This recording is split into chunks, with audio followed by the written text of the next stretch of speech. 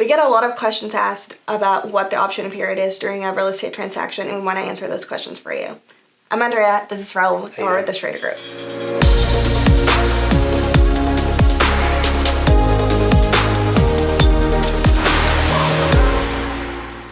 So what is the option period? Option period is kind of our buyer's way of getting into the house or into a contract without knowing what's going on with the house. So we purchase this option period. I like to call it the due diligence period, but it could be anywhere from 3, 5, 7, or 10 days to where we put up a nominal fee, sometimes $100 all the way up to like $200, $300, just depending on how much activity there is. But it gives us unrestricted rights to get out of the contract for whatever reason it may be. So from day one all the way to the end of our option, we could go in there and get inspectors, we could get kind of some of the due diligence out of the way, kind of get it to know the house a little bit better. Because we've walked the house maybe once or twice, but we haven't actually opened, the electrical panel or looked in the attic or anything like that. So we want to kind of do a deep dive and see what all is going on in the house. And that's what the option period allows us to do. So you said the option period is anywhere from 3 to 10 days. Can it be longer or shorter than that? Yeah, typically you're not going to get it accepted if it's 14 or 15 or 30 days. The shorter the better, because the seller wants to see how much their risk is.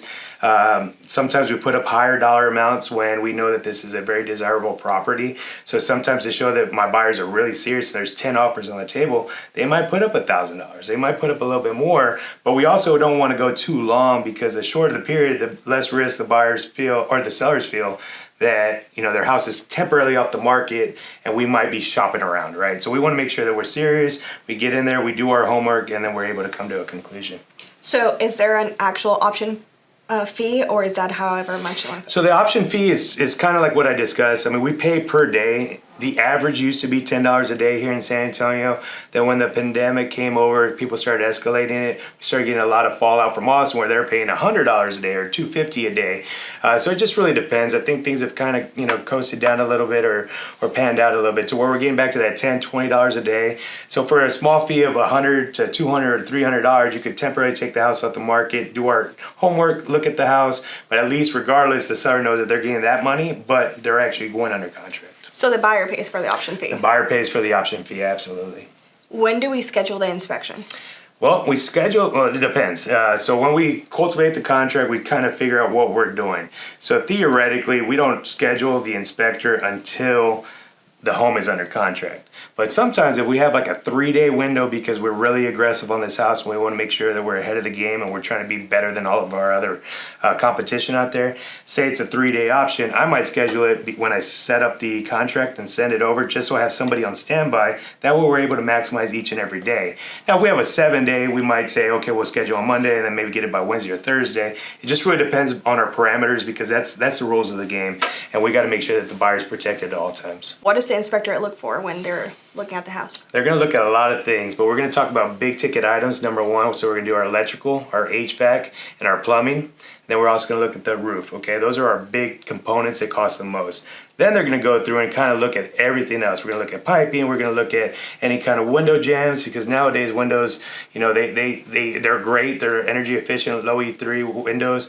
But sometimes the seals break, or sometimes they're cracked. Sometimes a lawnmower will go by and crack a window. We're looking at everything. If it's a matter of any kind of component on the house, it will be inspected and taken a look at by a licensed inspector. So what happens once the inspection is completed? So once the inspection is completed, we get the report, okay? And then myself and the clients will go over the report line item by line item, answer any kind of questions. I've been doing this for a long, long time, so I'm able to kind of give guesstimates as far as how much everything might cost in a normal day with a normal contractor. And what we're able to do is create what we call a repair list or a repair request, to where we're going to ask the sellers for, hey, fix A, B, C, and D. They might say, well, do all 4 of them, which is great, or they might say we'll do A and B and not C and D. But basically that's just another round of negotiations. My main thing is to make sure that we're putting the buyer first and making sure that if there are issues with the home, we address it either through out-of-pockets, through concessions from the seller, or through insurance. Sometimes we get the insurance out there to look at the roof, and if they deem it needs to be replaced, they'll replace it for us. There's just a lot of things that we do to make sure that the buyers are taken care of. So the buyer can ask for whatever request they want. Yeah, we can ask for whatever we want. Doesn't mean we're going to get whatever we want, but we can ask. And as long as it's within reason, I always say we're not going to go in there and ask for new appliances because our refrigerator is stainless steel and the ones that are in there are black. But what we can do is say, hey, if they're not working, we would like a credit, or we could say that, hey, we want you to replace it. So if it's working, then it's working, right? But if it's broken or malfunctioning, then that's something we want to address. But we're just not going to go in there and just ask for everything on the inspection, because even a good standard inspection is about 20 pages. It scares a lot of people, but that's a good inspection. Now, if we get a 50-page report, that might be a little something different. So the sellers do not have to make all the repairs that are requested? No, so what that option period is doing is it's opening up the book to say, hey, you get your inspector in here and look at our house. The buyers might say we want everything fixed, and the sellers might say we priced it right. This is what you get for what you see. A lot of times, as long as it's a win-win and the agents are doing what they're supposed to be doing to keep everyone on the same page, we're able to get the needle moved as far as we can for the buyers.